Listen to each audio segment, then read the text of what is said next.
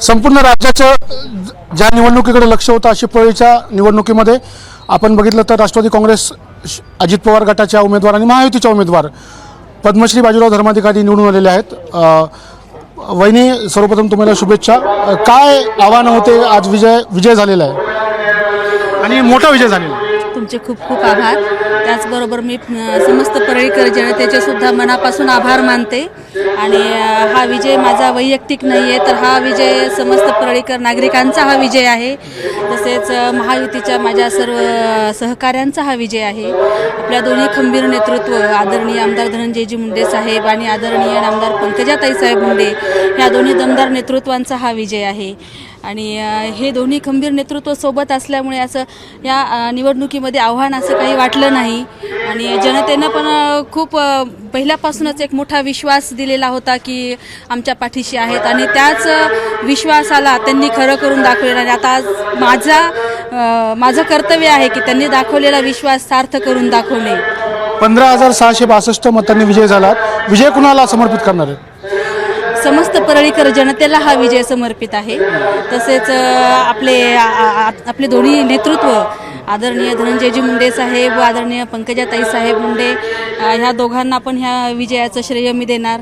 त्याचबरोबर माझे पती माजी नगराध्यक्ष बाजीरावजी धर्माधिकारी आणि माझं समस्त धर्माधिकारी कुटुंब यांच्यावर जो विश्वास जनतेने दाखवलेला आहे त्या विश्वासाला सार्थ असं काम इथून पुढे मी करणार आहे। आपण जर बघायला गेलं तर ही तुमची पहिली निवडणूक होती। कसा तुमचा अनुभव राहिला संपूर्ण निवडणुकीच्या प्रचारामध्ये आणि आज विजयी झाल्यानंतर?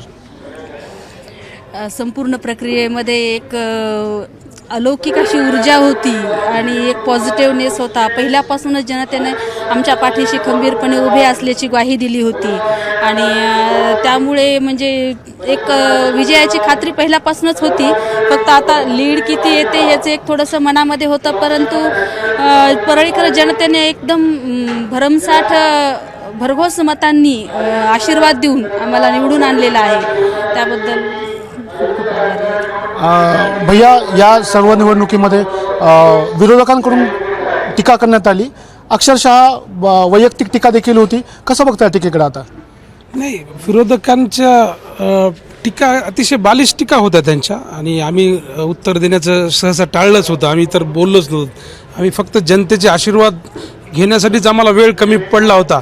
6-7 दिवस प्रचारला होती म्हणून आम्ही प्रत्येक घराजवळ प्रत्येक नागरिकांना मतदारांना आम्ही भेटण्याचा प्रयत्न केला, पण विरोधकांचं सगळं स्क्रिप्टेड थोडंसं वाटलं। जे परळीची बदनामी जे करतायत लोक त्यांनी हस्तक म्हणून काही लोकांनी परळीचं काम केलं आणि परत एकदा परळीला अजून अशाच बदनामीच्या षडयंत्रामध्ये गोवण्याचा प्रयत्न केला। पण परळीकर जनतेनं हे सगळं षडयंत्र त्यांचं उधळून लावलेलं आहे आणि जी अस्मिता आहे धनंजयजी मुंडे साहेब पंकजाताई ह्या दोघांच्या प्रती जनतेनं संवेदना दाखवली, प्रेम दाखवलं आणि विश्वास ठेवला आणि उधळून लावलं हे षडयंत्र विरोधकांचं। पाहायला गेलं तर खासदार जे आहेत बजरंग सोनवणे हे जवळपास महिनाभर पळीत असल्यासारखे होते।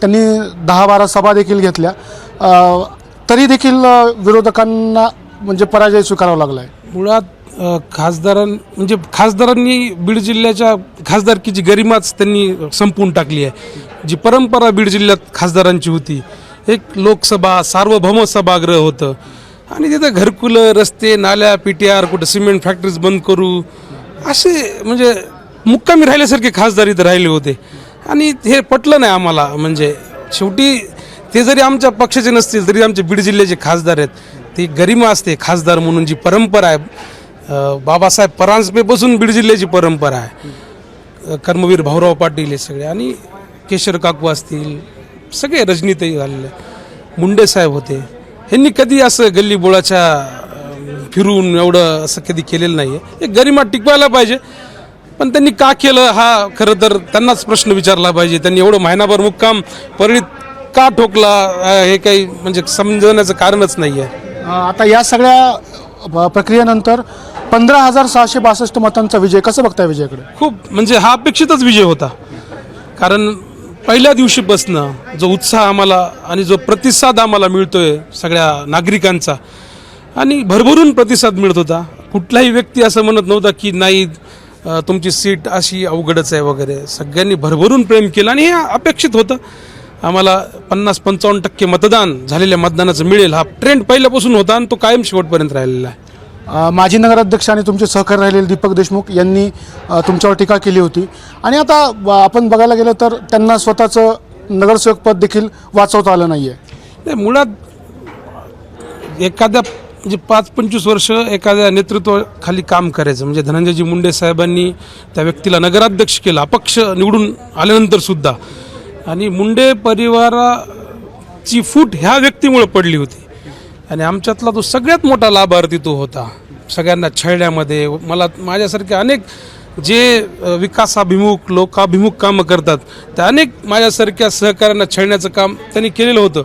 पण त्याला तिकीट मिळालं दुसऱ्या पक्षाचं तो एका मिनिटात गेला आणि लगेच ती भाषा बोलू लागला. हे परळीकर जनता कधीच ही डायजेस्ट करू शकणार नाही. आणि तशा म्हणजे बालिश आरोप प्रत्यारोपाला आपण तरी काय उत्तर द्यावं आणि म्हणून आम्ही पण काही कोणाला उत्तर देण्याच्या भानगडीत पडलो नाहीत. आम्ही फक्त जनताभिमुख राहिलोत आणि इथून पुढे सुद्धा आम्ही जनताभिमुखच काम करणार. त्यांनी आमदार धनंजय मुंडे यांच्यावर देखील टीका केली होती. आता काय त्यांना उत्तर असणार आहे?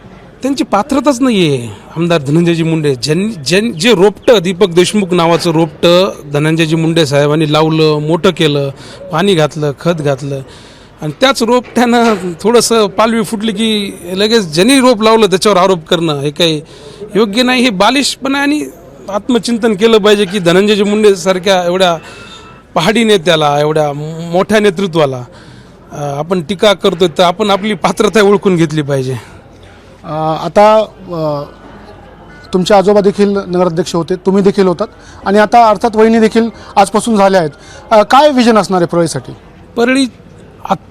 परळीचा आत्तापर्यंतचा जो विकास आहे ते विकासाचा अजून प्रगतीपथावर घेऊन जायचा आमचा प्रयत्न राहील. धूळमुक्त परळी करण्याचा आमचा संकल्प आहे आणि नगर परिषदेचे जे प्रशासकीय कार्यकाळामध्ये जे कामं शिथिलता आली होती ते पूर्ण करायचे आहेत. वाचनालयाचं लोकार्पण असेल जिजामाता उद्यान असेल धनंजयजी मुंडे साहेबांनी पंकजाताईंनी ऊर्जा खात्याची जागा ती क्रीडा संकुलासाठी नगरविकासकडे घेतलेली आहे त्याचंसुद्धा लोकार्पण करायचं आहे. आणि हे दोन नेते ह्या दोघांच्या नेतृत्वामुळे नक्कीच महाराष्ट्र सरकार महाराष्ट्र शासन महायुती सरकार हे ज्योतिर्लिंगाचं ठिकाण म्हणून भरभरून या ठिकाणी विकासात्मक दृष्टिकोन ठेवेल हा विश्वास आम्हाला आहे आणि आम्ही नक्कीच हा सार्थ करू. तर हे होते पद्मश्री बाजीराव धर्माधिकारी आणि बाजीराव धर्माधिकारी यांनी सांगितलं की मतदारांनीच हे उत्तर दिलेलं आहे. त्याचबरोबर विरोधकांनी टीका करताना विचार केला पाहिजे. कॅमेरामॅन धनंजय दारुंटेसह मी स्वानंद पाटील एबीपी माझा परळी बीड. एबीपी माझा उघडा डोळे बघा नीट.